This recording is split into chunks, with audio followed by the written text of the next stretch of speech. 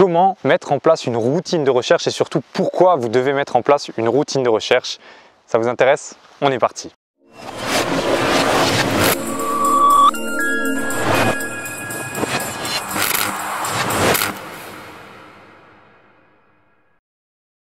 Bonjour très chers investisseurs futurs millionnaires, je suis Franck, le fondateur de Immomillion, une société où on accompagne les personnes motivées à prendre en main leur avenir, à se créer un avenir sur mesure grâce à l'investissement immobilier.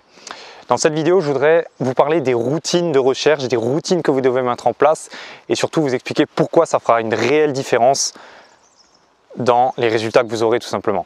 Donc avant de commencer, vous connaissez la chanson, vous savez que vous pouvez vous abonner en cliquant sous la vidéo et n'oubliez pas la petite cloche pour recevoir une notification à chaque fois qu'une nouvelle vidéo sortira.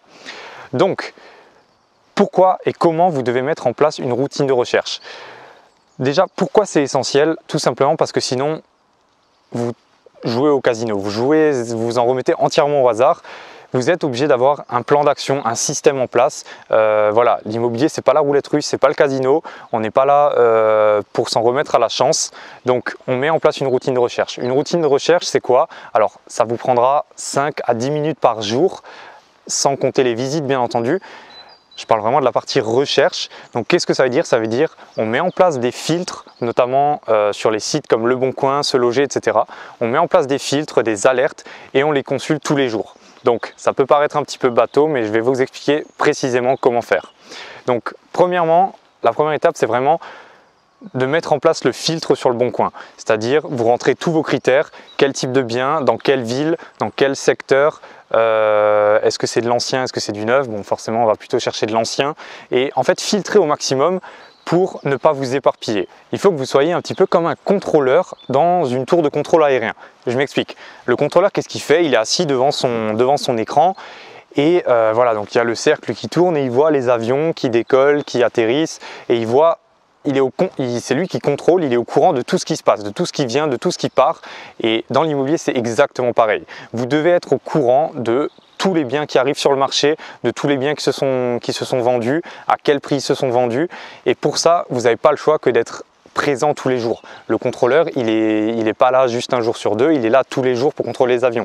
Et si c'est pas lui, c'est son collègue qui va le remplacer. Il ne peut pas y avoir une tour de contrôle sans contrôleur. Ben, c'est exactement pareil. Donc, vous mettez en place vos recherches et ensuite, vous les consultez tous les jours. Je conseille de consulter matin et soir, 2 fois par jour, c'est idéal puisque comme ça vous verrez le matin les annonces qui ont été mises la nuit et qui ont été traitées la nuit pour être publiées le matin et vous verrez les annonces qui sont là le soir, donc celles qui ont été mises pendant la journée. Une deuxième solution, c'est également de dédier un navigateur à vos recherches. Donc par exemple, ça marche avec Google Chrome, enfin moi je le fais avec Google Chrome. Google Chrome, vous pouvez le paramétrer pour que dès que vous ouvrez le programme, enfin l'application Google Chrome, ça vous ouvre directement plusieurs fenêtres. Vous avez compris où je vais en venir. C'est-à-dire que vous allez paramétrer finalement pour que dès que le matin ou le soir, vous allez vous connecter sur votre ordinateur, vous allez cliquer sur Google Chrome, c'est dans paramètres, ouverture des pages à l'ouverture de Chrome, quelque chose comme ça. Ça marche sûrement avec d'autres navigateurs aussi. Et en gros, à chaque fois que vous allez l'ouvrir, il va vous ouvrir toutes vos recherches. Donc par exemple, vous recherchez sur la ville de, je sais pas, de Bordeaux, vous allez rechercher des grandes surfaces et puis des immeubles, ben ça va vous ouvrir, ok, recherche de grandes surfaces, recherche d'immeubles, pareil sur Se Loger, pareil sur les autres sites. Et finalement, vous allez voir comme ça une panoplie de fenêtres qui vont s'ouvrir, d'onglets qui vont s'ouvrir. Vous allez également ouvrir les onglets qui vont vous servir par la suite pour appeler, c'est-à-dire Map, c'est-à-dire quand vous appelez les agents, vous avez toujours Google Maps qui est ouvert. Et puis directement au téléphone, du coup, vous pouvez appeler les différents biens qui sont sortis, voir ce qui est sorti, appeler et puis du coup, voilà, avec Google Maps, vous demandez directement où est-ce que c'est situé, ok, est-ce que ça colle pas à mes recherches, si ça colle pas, on passe à la suite, si ça colle, je vais un peu plus loin et je vais visiter. Mais je veux vraiment que vous compreniez dans cette vidéo que si vous ne mettez pas ça en place, si vous n'avez pas un système de routine, vous n'arriverez à rien, vous n'aurez pas de résultat, vous remettez complètement au hasard. C'est vraiment la base, vous êtes obligé de mettre ce système en place.